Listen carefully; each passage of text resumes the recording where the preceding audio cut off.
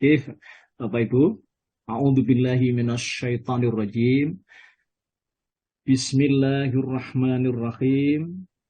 Assalamualaikum warahmatullahi wabarakatuh. Waalaikumsalam warahmatullahi wabarakatuh.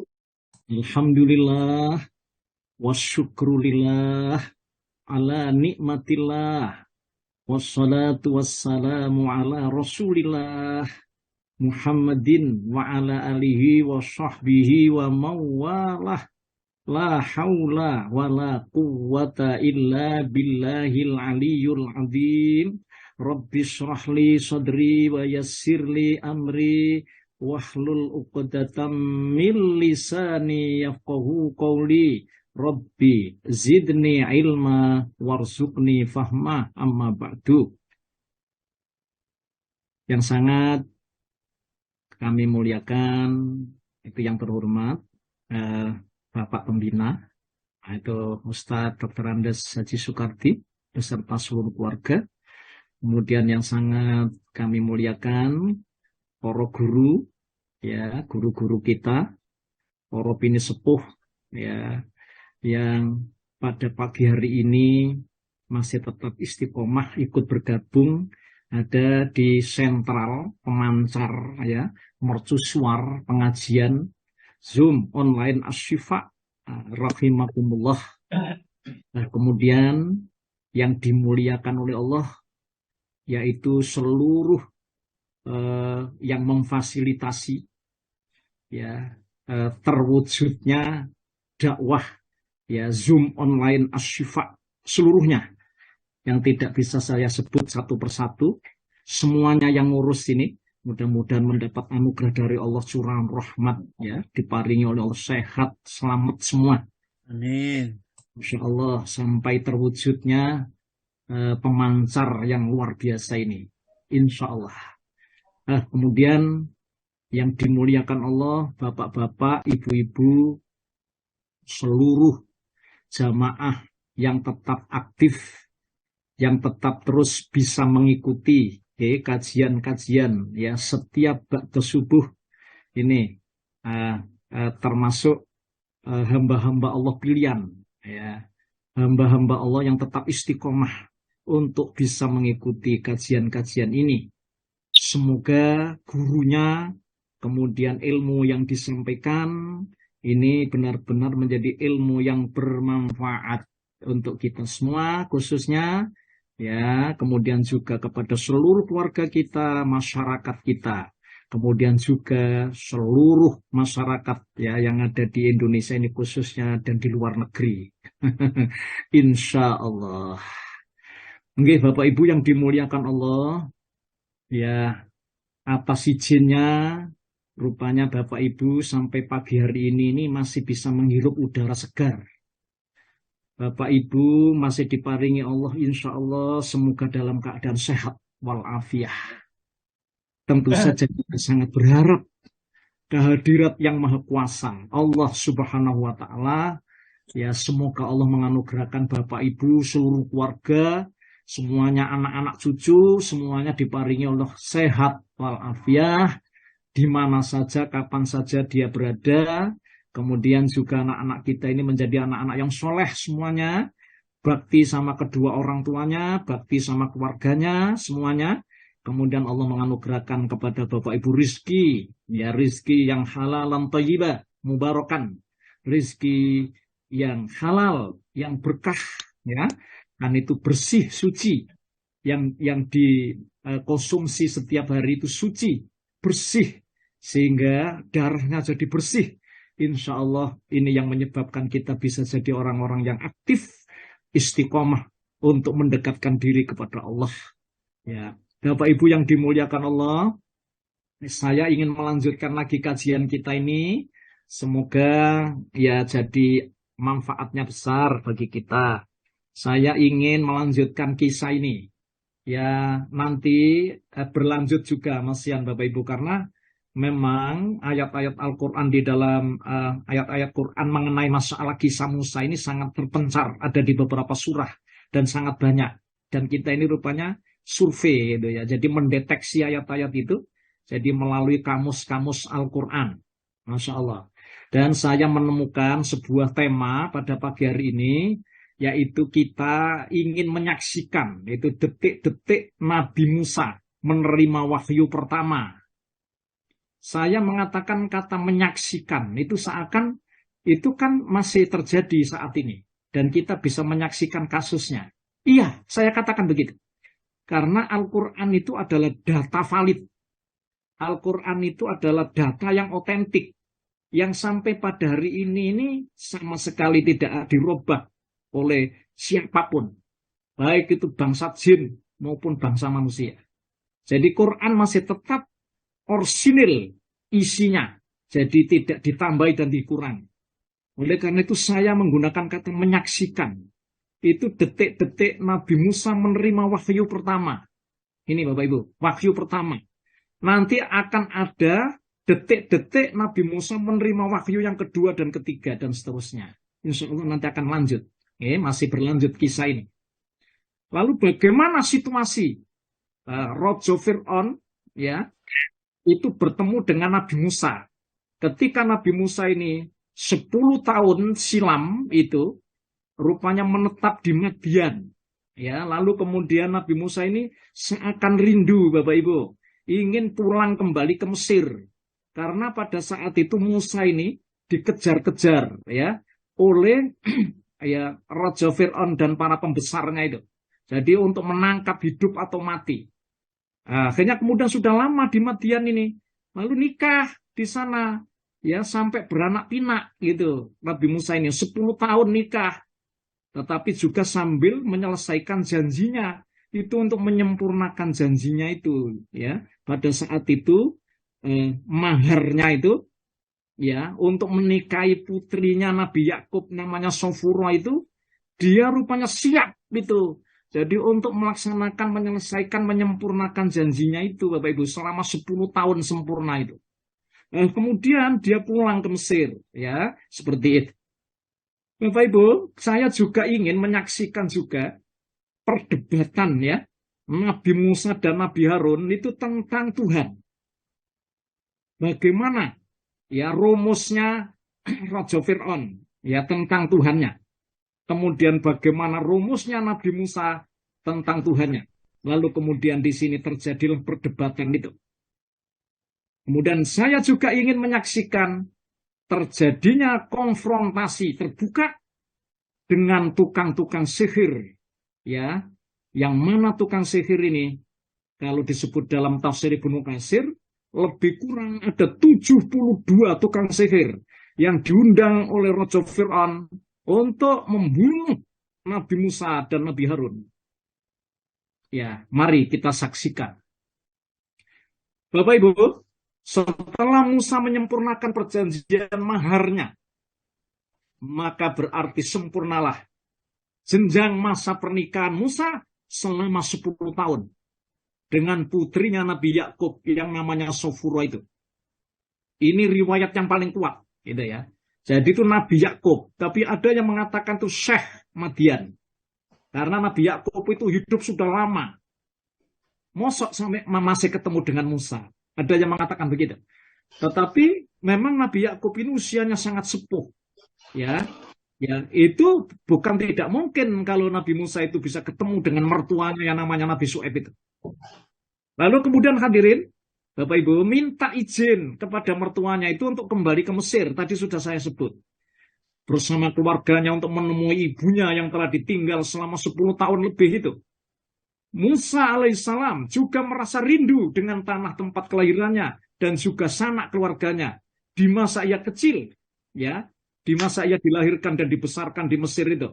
Setelah mendapat izin, maka berangkatlah Musa, Bapak Ibu, bersama keluarganya menuju Mesir dengan menghindari jalan biasa. Jadi tidak seperti jalan yang dilewati kebanyakan orang, tetapi menghindari jalan biasa, jalan yang lain, menghindari jalan yang biasa itu, dan mengambil jalan di lereng gunung karena takut dan khawatir, ya, jikalau keluarganya itu mendapat gangguan dari Raja Syam yang masih ada dominasi kekuasaan Fir'aun itu. Gitu. Jadi khawatir begitu Bapak Ibu. Sehingga Nabi Musa ini melewati jalan yang berbeda. Tidak seperti jalan yang dia lewati banyak orang. Bapak Ibu yang dimuliakan Allah.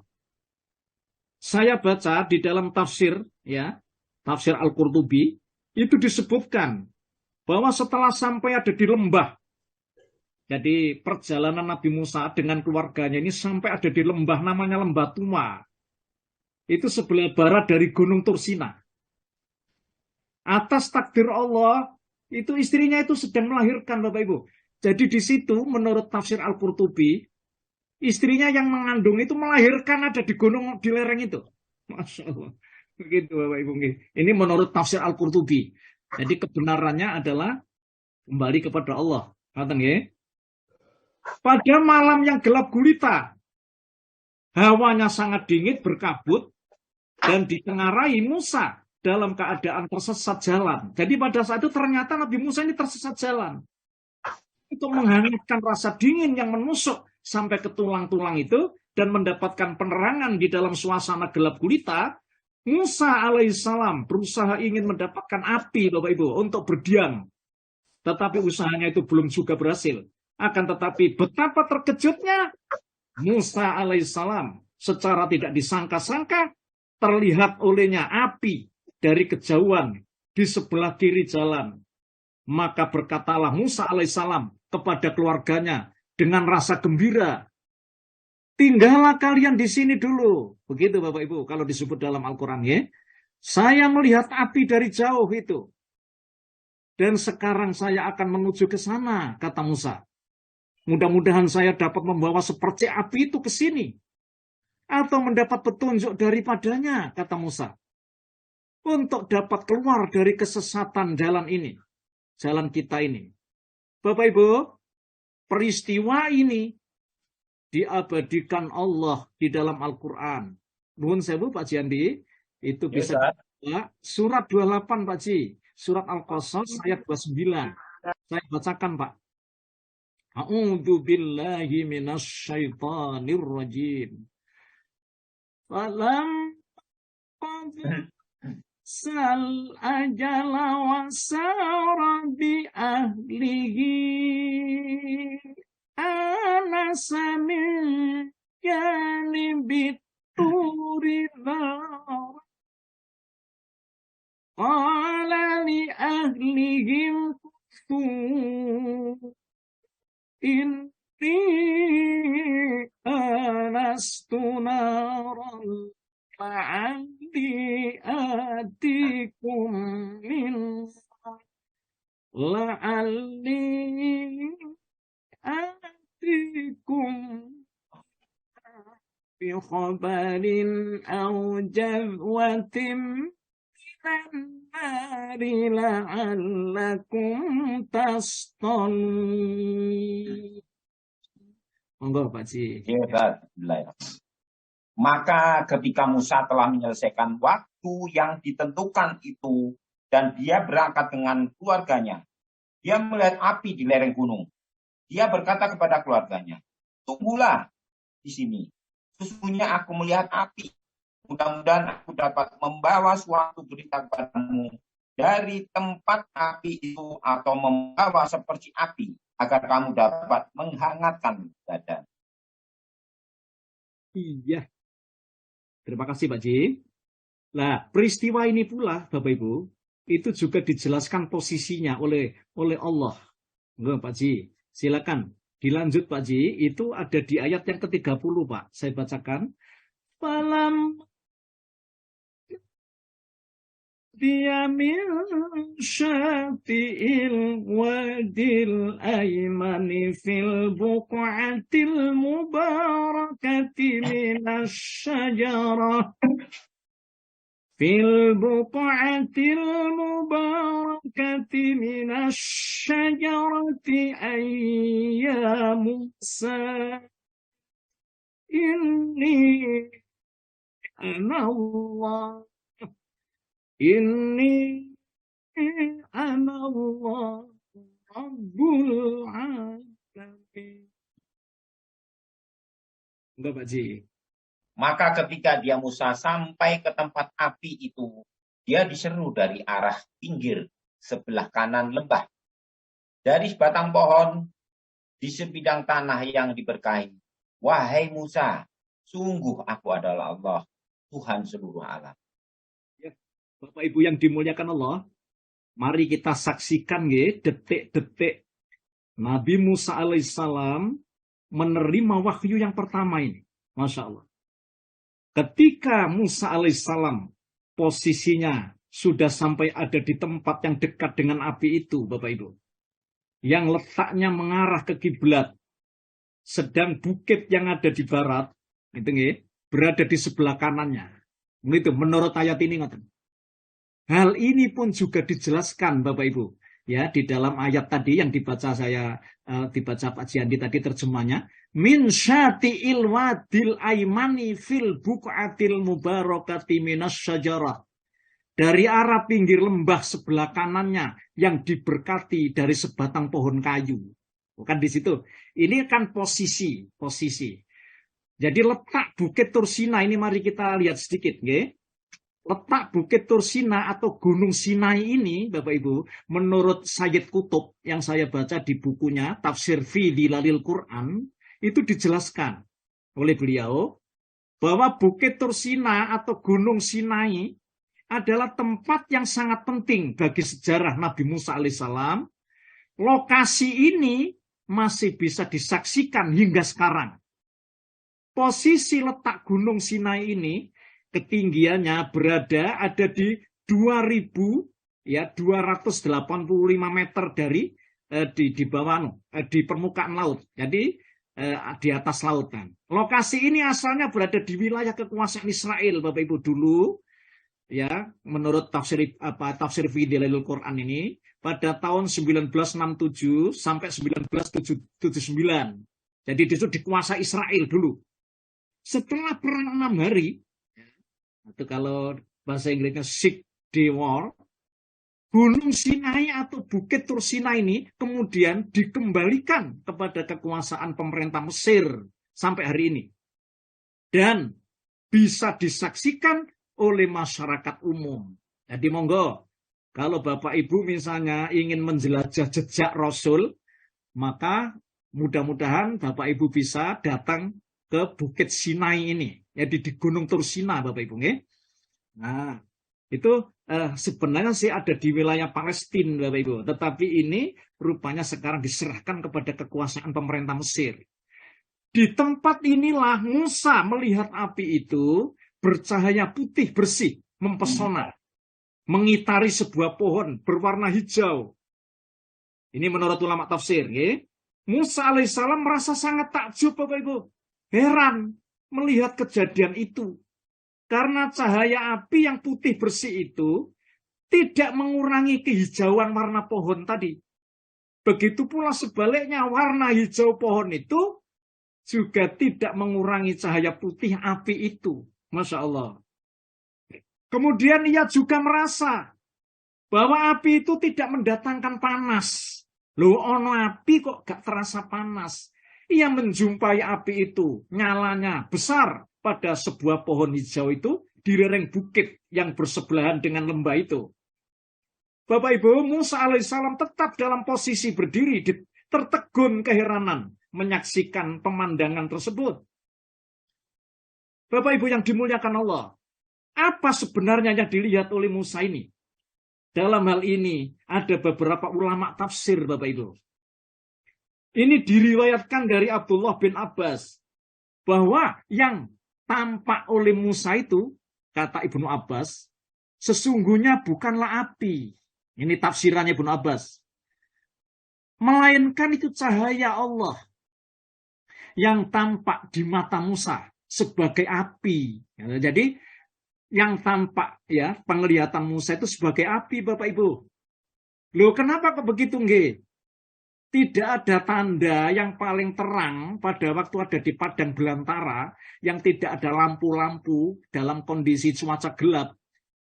Nuwun sewu, apa tanda yang paling bagus yang bisa diperhatikan? Itu tidak ada lagi kecuali adalah cahaya, Bapak Ibu. Misalnya cahaya lampu, nggih. cahaya dop misalnya. Dan akhirnya Nabi Musa itu kan tampak dari jauh, maka Nabi Musa itu langsung menelusuri sumber api ini, begitu maksudnya. Tetapi menurut Ibnu Abbas, itu sebenarnya tampaknya itu api, tetapi itu bukan api. Ya, itu adalah cahaya Allah. Begitu menurut ulama-ulama tafsir. Maka ini ditunjukkan oleh sahabat Abu Musa al-Asy'ari juga dalam sebuah riwayat hadis. Ada hadis Bapak Ibu. Ya, sahabat Abu Musa al-Asy'ari ini Rasulullah pernah bersabda begini, hijabuhun nur lau kasyafahu ya la akhraqat subuhatu wajhi mata intaha ilaihi basaruhu min khalqihi.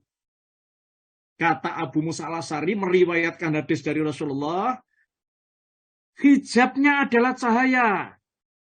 Seandainya dia menyingkapkannya, maksudnya Allah ini, pasti cahaya-cahaya keagungan dan keindahan wajahnya niscaya akan membakar makhluk yang dipandang olehnya.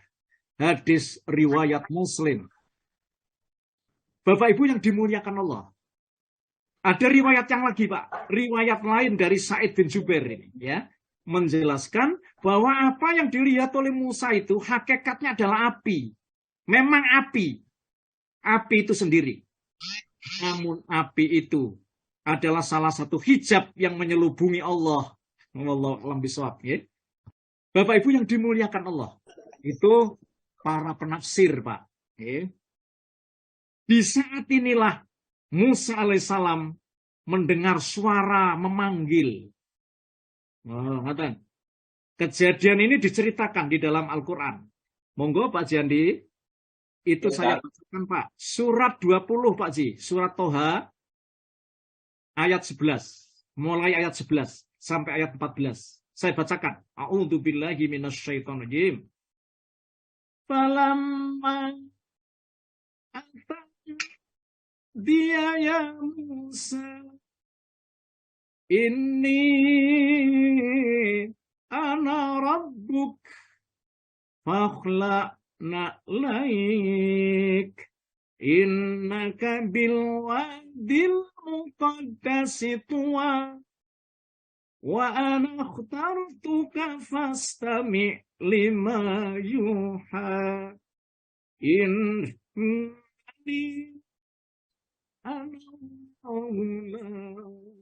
ilaha illa ana fa'budni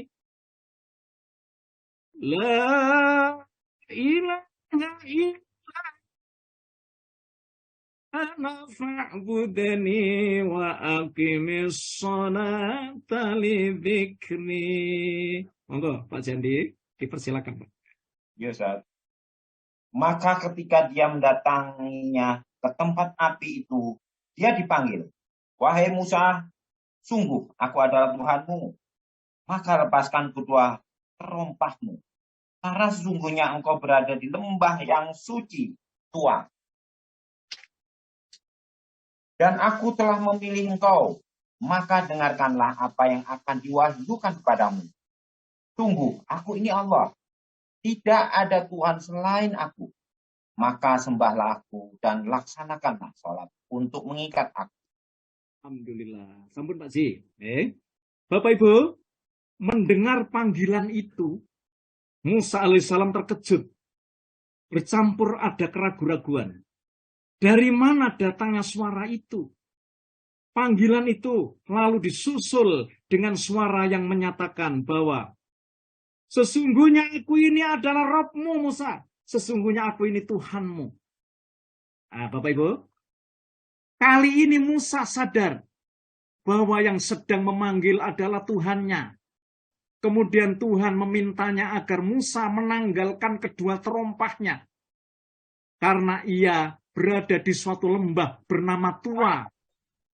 Lembah yang suci. Begitu menurut ulama tafsir. Lembah yang suci dan sangat dihormati. Kemudian aku, maksudnya aku Tuhan, telah memilih kamu Musa. Maksudnya menjadikan Musa alaihissalam sebagai nabi dan rasul.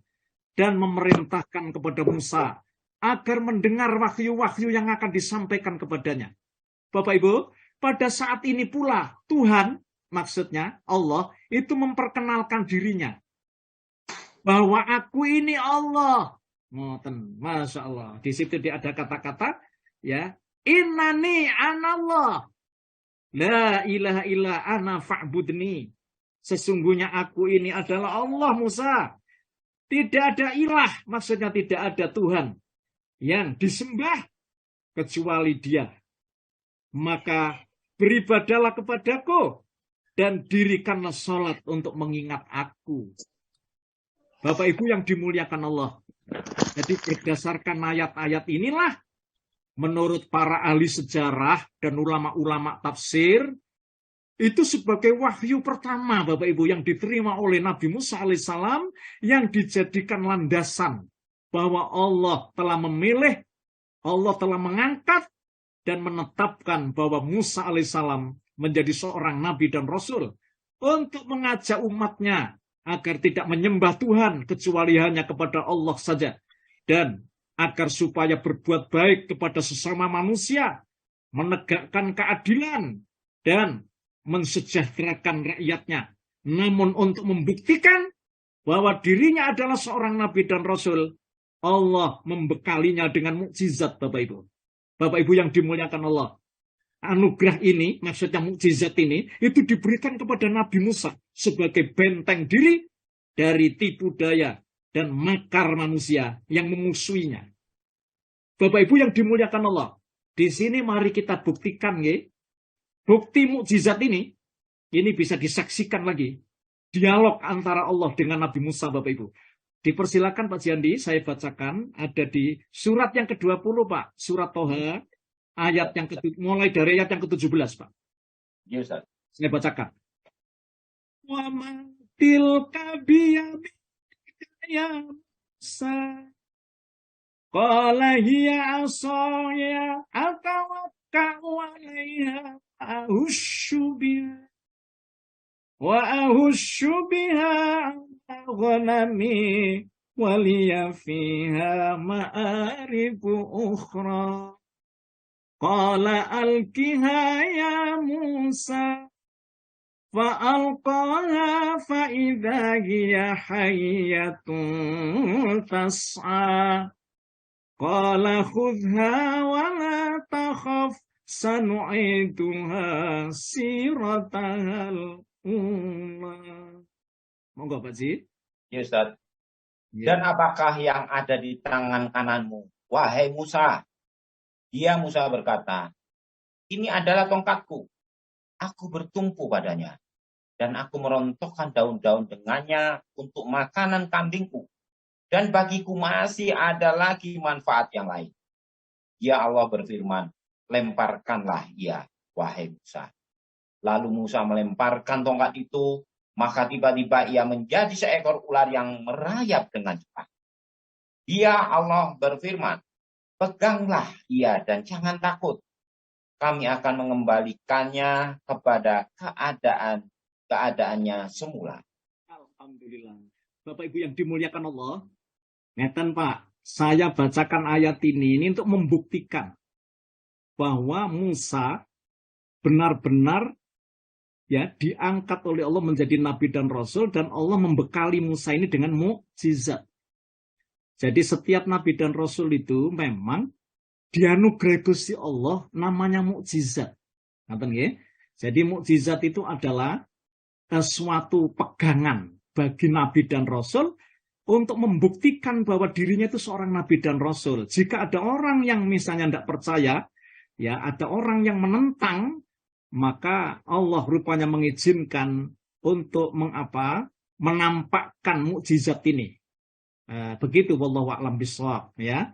Ulama-ulama tafsir menjelaskan Bapak Ibu bahwa ular itu gerakannya sangat cepat. Bentuknya sangat besar. Kakinya banyak. Mulutnya sangat lebar, taring dan giginya sangat runcing.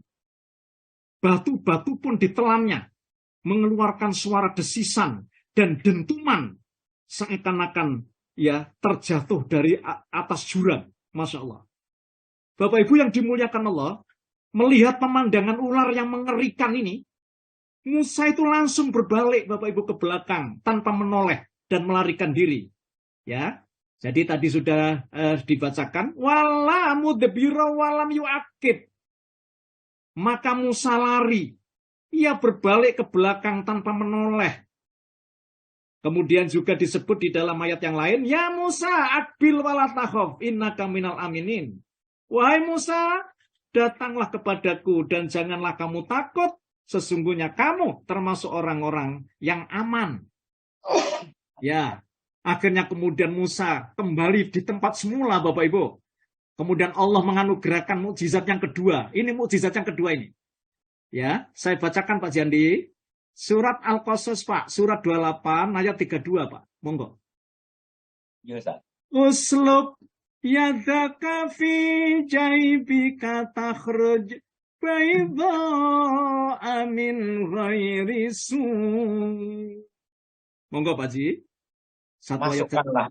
Masukkanlah tanganmu ke leher bajumu. Dia akan keluar putih, bercahaya, tanpa cacat. Ya. Dan dekapkanlah kedua tanganmu ke dadamu apabila ketakutan. Itulah dua mujizat dari Tuhanmu yang akan engkau pertunjukkan kepada Fir'aun dan para pembesar. Sungguh, mereka adalah orang-orang fasik. Bapak Ji, yang dimaksud ya, alhamdulillah.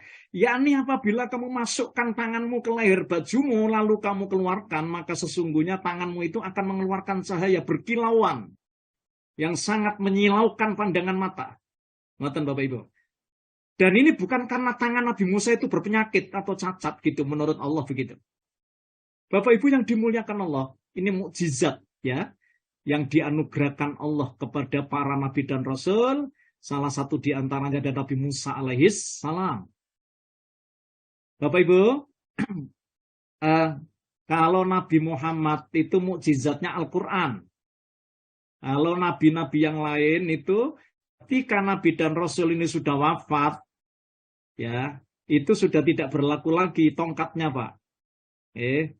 Tetapi kalau Quran bukan. Quran itu mukjizat yang terbesar yang dianugerahkan Allah kepada Nabi Muhammad. Dan itu walaupun Rasulullah sudah wafat, maka kitab suci Al-Quran itu tetap terus petunjuk-petunjuknya, perintah-perintahnya, dan larangan-larangannya masih tetap terus berlaku sampai hari kiamat. Inilah keistimewaan Nabi kita Muhammad Shallallahu Alaihi Wasallam dengan mukjizat yang terbesar yang namanya kitab suci Al-Quran. Bapak Ibu yang dimuliakan Allah, setelah Allah itu menampakkan tanda-tanda kekuasaan dan kebesarannya berupa mukjizat, kemudian Allah Subhanahu wa Ta'ala menginstruksikan, menyuruh Nabi Musa alaihissalam untuk pergi menuju Fir'aun yang kekuasaannya paling besar, paling kejam, sangat ingkar dan banyak tentaranya. Tapi sebenarnya negaranya tak makmur, Bapak Ibu. Ya, tetapi melampaui batas dalam segala hal. Di mana puncak kesombongan itu ialah dia tidak mengenal Tuhan kecuali dirinya. Bahkan ia berani mengaku bahwa dirinya adalah Allah yang disembah.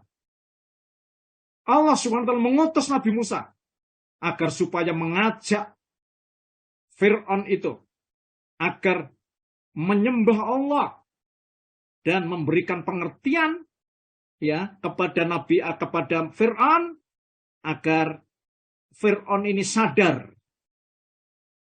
Juga memberikan peringatan, sebuah ancaman. Bahkan orang yang tetap menyombongkan diri dan membangkang, Allah akan menurunkan azab itu. Begitu dakwah Nabi Musa yang nanti akan disampaikan kepada Fir'aun. Bapak Ibu, diriwayatkan di dalam suatu tafsir, ini riwayat dari Wahab bin Munabbih, bahwa setelah perintah itu datang, Nabi Musa diam. Ini kan Nabi Musa itu diam, tidak berkata-kata selama 7 hari. Beliau memikirkan beratnya tugas yang dibebankan kepadanya. Ia merasa bahwa beban yang dipikulkan atasnya adalah suatu urusan besar dan amat berat yang dirasakan Nabi Musa ini, Bapak Ibu. tidak dapat dilaksanakan kecuali dengan keberanian yang mantap. Ini perintah Allah nanti. Dan dada yang lapang. Oleh sebab itu Nabi Musa berdoa dan mohon kepada Allah agar supaya Allah melapangkan dadanya, agar Allah menguatkan mentalnya ketika ia berhadapan dengan Fir'aun ini, Bapak Ibu. Nuwun sewu. Monggo, ini bisa dibuka Pak Jandi, surat 26, Pak. Monggo, surat 26. Ya, Ustaz. Ya, dipersilakan surat 26, Asy-Syu'ara, Pak. Okay. Mulai dari ayat yang ke-13, Pak Ji. Monggo, saya bacakan, Pak. Ya, ayat yang ke-13. Sebentar sekedap. Ya, saya bacakan. Ya, Ustaz. Ini panjenengan baca dulu mulai dari ayat yang ke-10, Pak. Monggo. Mulai ayat 10. Saya bacakan, Pak. Wa idznada Musa tilqam zalimin qaum fir'aun ayattaqun qala rabbi inni akhafu an yukadzibun wa yadhiqu sadri wa la yantaliqu lisani fa arsil ila Harun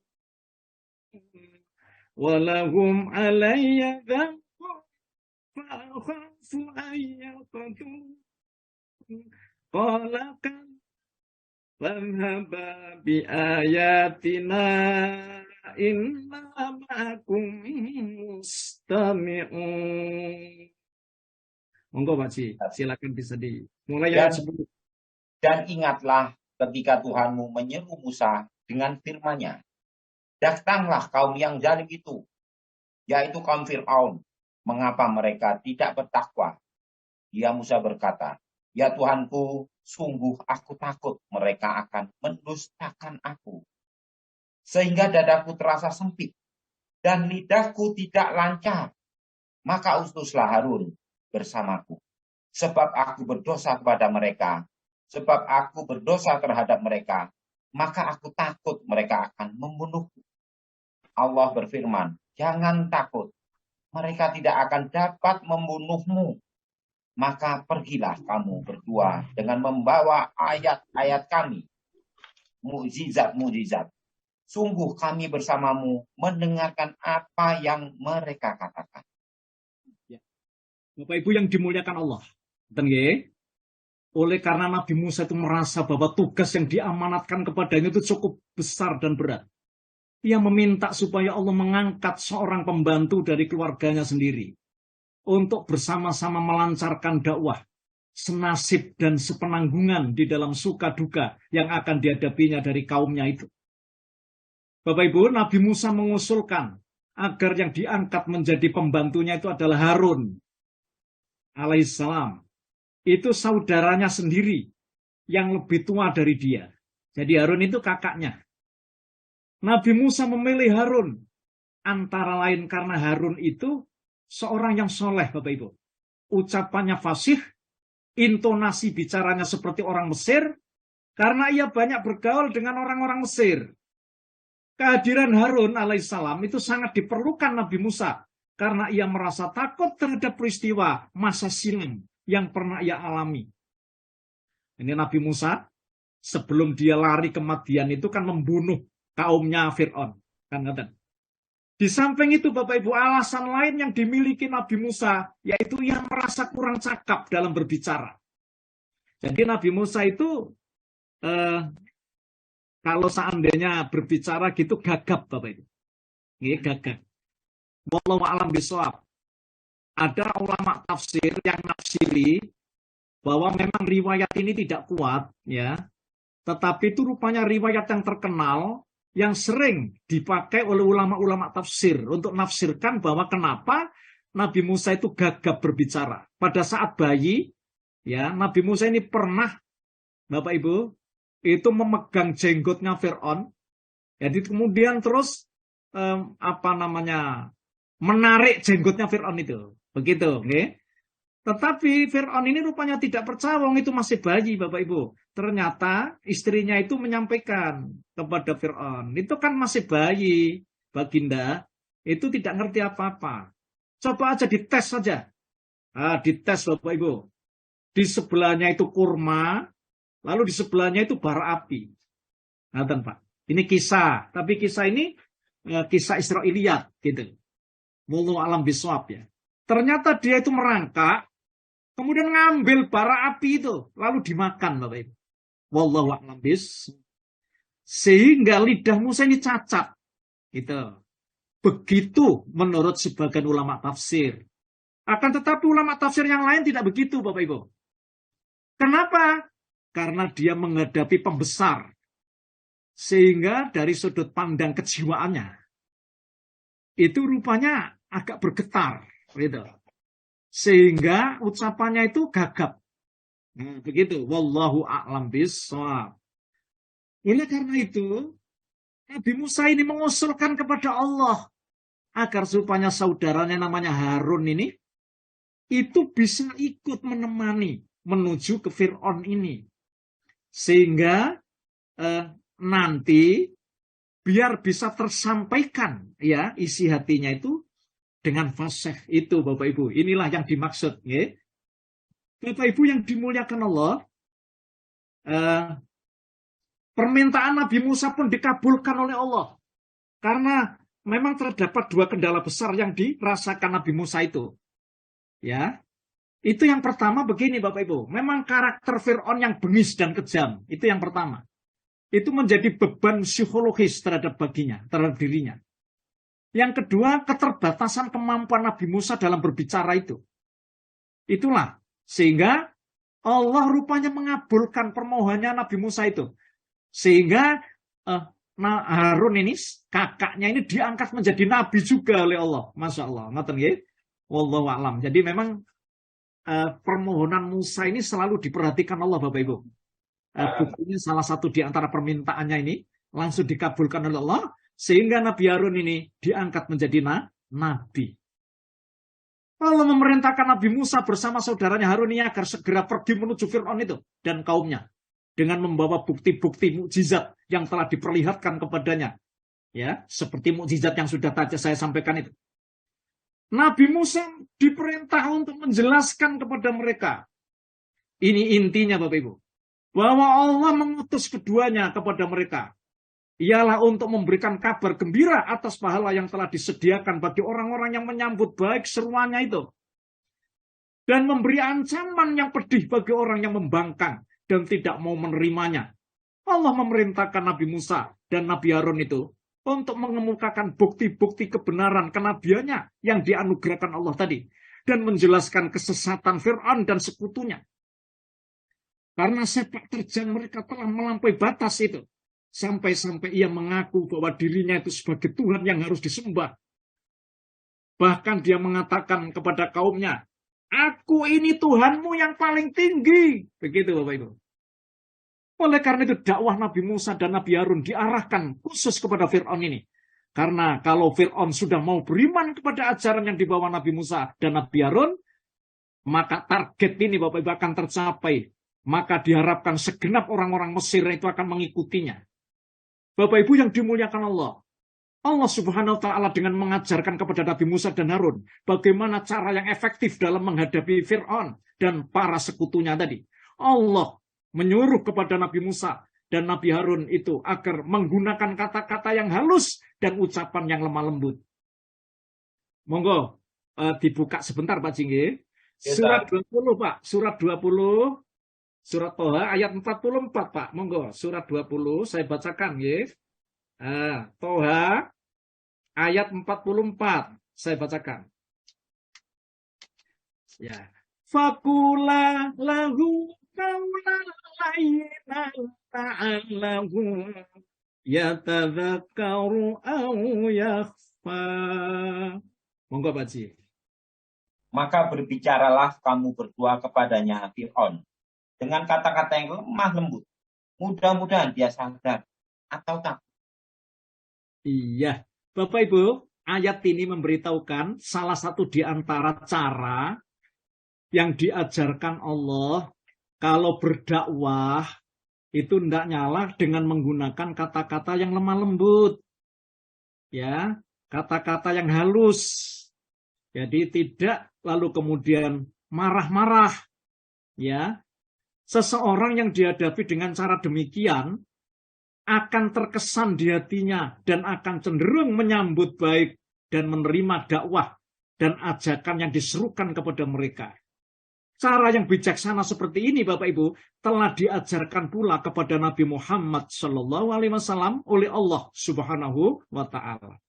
Dengan cara dan kata-kata yang demikian itu, diharapkan Fir'aun dapat menyadari kesesatannya dan merasa takut kepada azab yang akan ditimpakan kepadanya apabila dia tetap membangkang.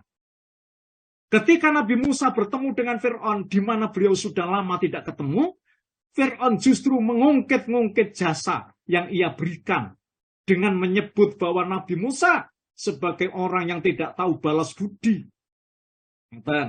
Mari sekarang kita buka Pak Ji. Surat 26, monggo Pak, surat 26, ya, surat Asy-Syu'ara, ayat yang ke-18 Pak, monggo bisa dibuka. Ini saya saya bacakan Pak. A'udzubillahi minasyaitonir rajim. Qala alam rabbika fina walidan walabista fina min umurika sini. Dan monggo Pak Ji, bisa di... Dia Fir'aun menjawab, bukankah kami telah mengasuhmu dalam lingkungan keluarga kami? Waktu engkau masih kanak-kanak dan engkau tinggal bersama kami beberapa tahun dari umurmu.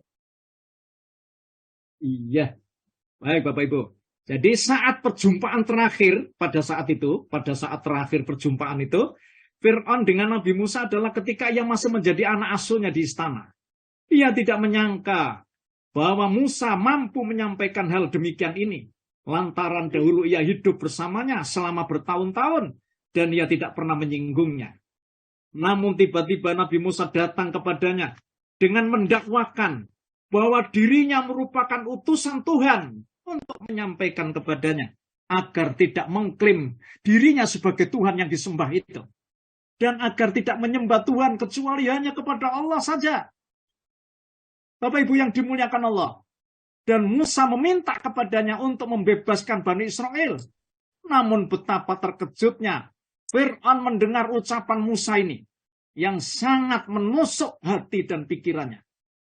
Maka seakan ucapan itu bagi Fir'aun, Bapak Ibu, terasa bagaikan disambar petir di siang bolong. Maka justru Fir'aun wajahnya merah padam karena sangat marah bercampur geram menyaksikan ucapan Musa. Maka ucapan ini menurutnya sebagai sesuatu yang sangat aneh, mengingat selama ini dirinya bersikap baik selama masa pengasuhan. Bapak Ibu yang dimuliakan Allah, dengan kesombongannya itu Fir'aun langsung saja Bapak Ibu bergegas menunjuk Haman menterinya supaya dibuatkan bangunan yang tinggi agar ia dapat melihat Tuhannya Musa tadi. Ucapan tersebut hanya bermaksud mengelabui rakyatnya. Berdasarkan pengingkaran itulah Fir'aun kemudian bertanya kepada Nabi Musa tentang hakikat Tuhan yang sebenarnya. Hei Musa, siapa Tuhan semesta alam itu?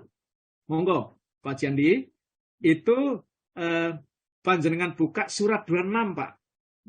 Asy-Syu'ara ayat 23, Pak Ji. Monggo, 23, Pak. Ya, ini baca. Ya, ayat 23, Pak. Langsung saya baca.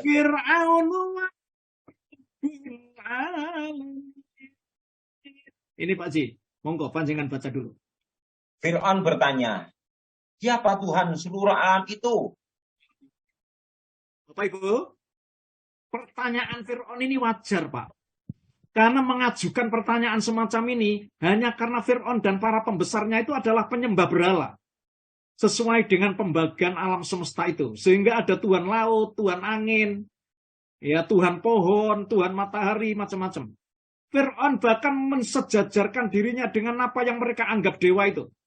Pertanyaan tersebut dijawab oleh Nabi Musa. Monggo Pak Ji, itu ayat berikutnya Pak. Ya, Ustaz. Qala rabbus samawati wal ardi wa ma bainahuma in kuntum muqinin. Monggo Pak. Dia Musa menjawab, Tuhan pencipta langit dan bumi, dan apa yang ada di antara keduanya, itulah Tuhan. Jika kamu mempercayainya. Iya, Bapak Ibu yang dimuliakan.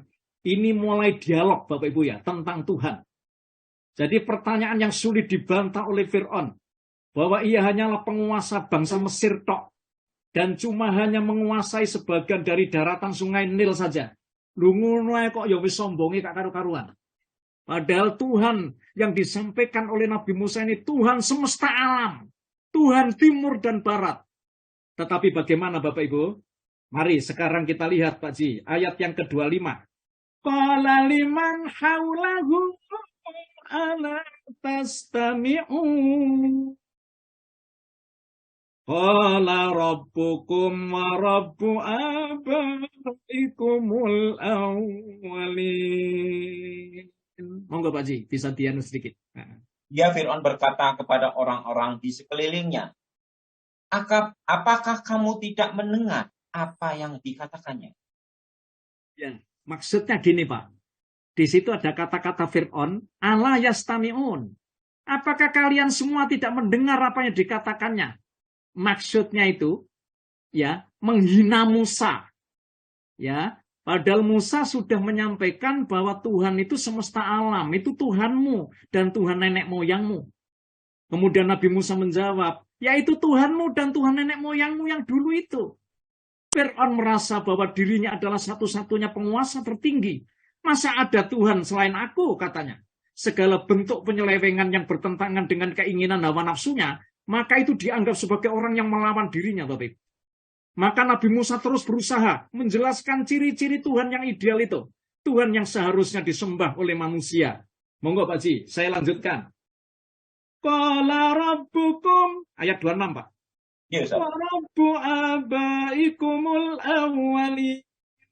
Qala in rasulakumul ladzi ursila ilaikum lamajnun. Qala rabbul masyriqi wal maghribi wa ma bainahuma in kuntum ta'qilun. Monggo Pak Ji. Dia Musa berkata, Dia Tuhanmu dan juga Tuhan nenek moyangmu terdahulu. Dia Fir'aun berkata, sungguh Rasulmu yang diutus kepada kamu benar-benar orang gila. Teruskan, lanjut. Dia Musa berkata, Dialah Tuhan yang menguasai timur dan barat. Dan apa yang ada di antara keduanya jika kamu mengerti. Lanjut Pak, ayat Dia Fir'aun berkata, sungguh jika engkau menyembah Tuhan selain aku, pasti aku masukkan engkau ke dalam penjara. Ya Allah. Bapak Ibu yang dimuliakan Allah, ngoten nggih? Meskipun gambaran tentang Tuhan itu telah disampaikan ya oleh Musa dan Harun kakaknya, Fir'aun tetap saja bersikap keras kepala. Ia tetap mendustakan bukti-bukti kebenaran yang disampaikan oleh Nabi Musa dan Nabi Harun. Dalam keadaan demikian, Bapak Ibu, Fir'aun itu menghentikan percakapan dan mengeluarkan sebuah ancaman kepada Musa. Bapak Ibu yang dimuliakan Allah, ancaman itu dia akan ditangkap dan akan dimasukkan penjara. Fir'aun semakin marah dengan apa yang disampaikan Musa dan Harun. Argumen pihak lawan yang tidak terpatahkan itu menjadikan dirinya menghindari perdebatan itu. Ia pun beralih dari perdebatan menjadi pemanfaatan kekuasaan dan kepemimpinan yang ia miliki. Fir'aun mengeluarkan ancaman penjara jika Nabi Musa dan Nabi Harun meneruskan pembicaraannya tentang Tuhan itu. Bapak Ibu, bayangan ancaman penjara bagi Nabi Musa itu tidak melemahkan keteguhan ya keduanya dalam berdakwah. Keduanya tetap memberikan pernyataan sekali lagi kepada Fir'aun tadi. Bapak Ibu yang dimuliakan Allah, Musa tidak memberikan bukti bahwa ia benar-benar utusan Tuhan. Dilemparkanlah tongkat. Akhirnya kemudian Nabi Musa melemparkan tongkat yang ada di padanya. Tongkat tersebut dengan cepat berubah menjadi ular yang besar dan sangat gesit. Kemudian Nabi Musa memasukkan tangannya ke leher bajunya untuk menunjukkan cahaya putih berkilauan yang sangat mengagumkan kepada Fir'aun dan sekutu mereka. Bapak Ibu, akan tetapi segala argumentasi sudah tidak diterima lagi. Bukti-bukti yang telah dilihat tidak membuat Fir'aun percaya. Ia tetap menganggap bahwa dirinya adalah penguasa tertinggi yang mensejajarkan dengan Tuhan yang disembah. Bahkan segala aspek sepak terjang Nabi Musa dan Nabi Harun dianggap sebagai sihir saja. Fir'aun membuat siasat dengan mendatangkan seluruh tukang sihir yang berada dalam kekuasaannya untuk melawan sihir.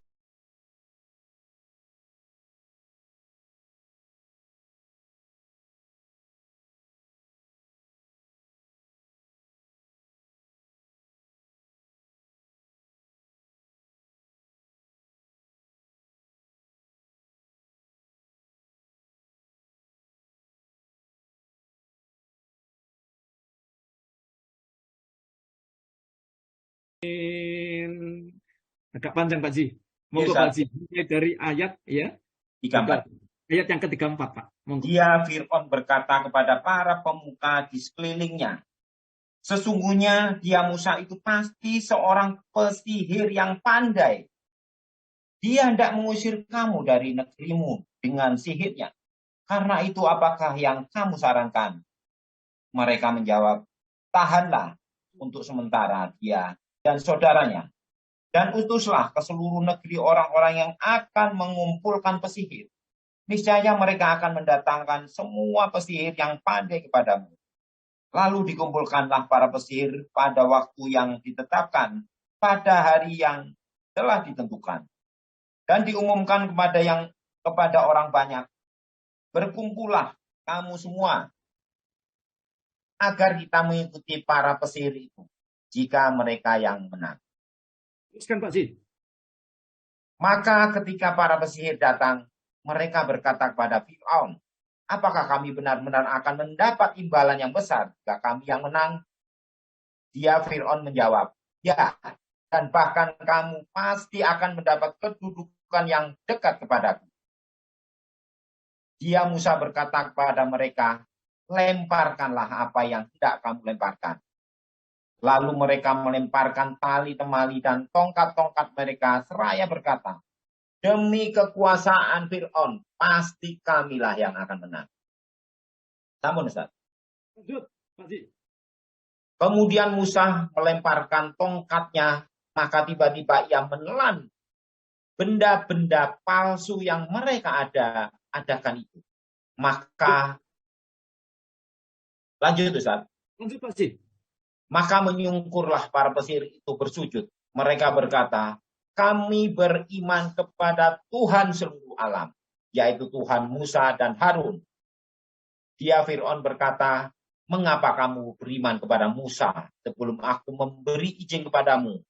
Sesungguhnya dia pemimpinmu yang mengajarkan sihir kepadamu. Nanti kamu pasti akan tahu akibat perbuatanmu. Pasti akan kupotong tangan dan kakimu. Bersilang dan sungguh akan kusalib kamu semuanya. Mereka berkata, tidak ada yang kami takutkan, karena kami akan kembali kepada Tuhan kami. Sesungguhnya kami sangat menginginkan sekiranya Tuhan kami akan mengampuni kesalahan kami, karena kami menjadi orang yang pertama-tama beriman. Dan kami Sampun Pak Ji. Ya, sampai pada ayat yang ke-51 Pak. Inggih. Bapak Ibu yang dimuliakan Allah. Kita bisa menyimpulkan ya, jadi dari apa ayat yang panjenengan dengar, bahwa pada saat itulah maka dicarilah Bapak Ibu hari ya, jam yang tepat ya untuk pertarungan ya antara Nabi Musa dan Harun ya dengan tukang-tukang sihir. bukti kenabian yang ditunjukkan begitu jelas. Fir'aun khawatir hal itu mampu mempengaruhi rakyatnya yang telah tunduk dan patuh kepadanya. Ia menganggap bahwa Nabi Musa dan Nabi Harun adalah tukang sihir, ya, yang melemparkan tuduhan. Ya, para pembesar menyarankan agar Fir'aun itu menunda, memenjarakan, ya, untuk menangkap Musa itu. Ya, kemudian ini para pembesarnya itu mengusulkan, maka diundanglah seluruh pelosok negeri itu, Bapak Ibu. Ya, tukang-tukang sihir yang kenamaan, yang sudah terkenal. Lalu kemudian didatangkanlah. Di dalam tafsir Ibnu Katsir, itu ada 72 tukang sihir yang pada saat itu ingin menghadapi Musa itu. Lalu kemudian pada saat tukang sihir itu datang, kemudian tukang sihir mengatakan, "Wahai Fir'aun, apakah engkau beri upah aku ini atas kerjaku kalau aku nanti menang dengan Musa?" Lalu kemudian Fir'aun menjawab, "Nanti kamu akan saya jadikan orang yang paling dekat dengan aku." Bapak Ibu yang dimuliakan Allah, ketika Nabi Musa sudah berhadapan pada waktu yang telah ditentukan, gitu Bapak Ibu, ya, sejak matahari itu sudah sepenggalan naik pada saat itu, lalu kemudian tukang sihir ini lalu melepas itu tali temalinya itu. Dan Nabi Musa mengatakan, apakah aku yang lebih, tukang sihir ngomong, apakah aku yang lebih dulu atau kamu Musa yang lebih dulu untuk melempar ini? Ya silakan kamu yang lebih dulu saja. Ngerti ya Pak? Nah, lalu kemudian dilemparkanlah tali temali itu. Kemudian ketika Nabi Musa rupanya melihat, ya, bahwa tali temali itu rupanya menjadi ular yang sangat banyak, yang merayap, yang maunya, ya, itu menyerang Musa. Lalu Allah berfirman kepada Musa, "Wahai Musa, kamu jangan takut. Lemparkan tongkatmu itu." Maka ketika tongkat ini dilemparkan, Bapak Ibu, maka jadilah ular yang lebih besar, ya, daripada tali temali ular yang dilemparkan oleh tukang sihir itu. Kemudian menelan semuanya ular-ular itu. Subhanallah. Bapak Ibu yang dimuliakan Allah. Jadi pada saat itulah konfrontasi yang luar biasa itu terjadi. Tetapi Allah menolong Musa dan Harun. Allah memenangkan Musa dan Harun. Dan Allah memberikan anugerah kepada Nabi Musa ini kemenangan. Tetapi apa yang terjadi Bapak Ibu? Tukang-tukang sihir itu serta-merta langsung kemudian tiarap Bapak Ibu. Menghormat kepada Musa. Apa yang terjadi? Fir'aun mengatakan, "Oh, ternyata kamu berkomplot ya dengan Musa. Maka aku tidak akan mengizinkan kamu. Maka akan aku salib kamu satu persatu. Maka akan aku bunuh kamu dengan tangan kaki yang bersilang." Begitu wallahu a'lam bishawab. Bapak Ibu, inilah rojo dolim, rojo yang menindas, rojo yang benar-benar ya pongah, rojo yang sombong, rojo yang mokong dan lain-lain. Oleh karena itu, bagaimana kelanjutan kisah ini?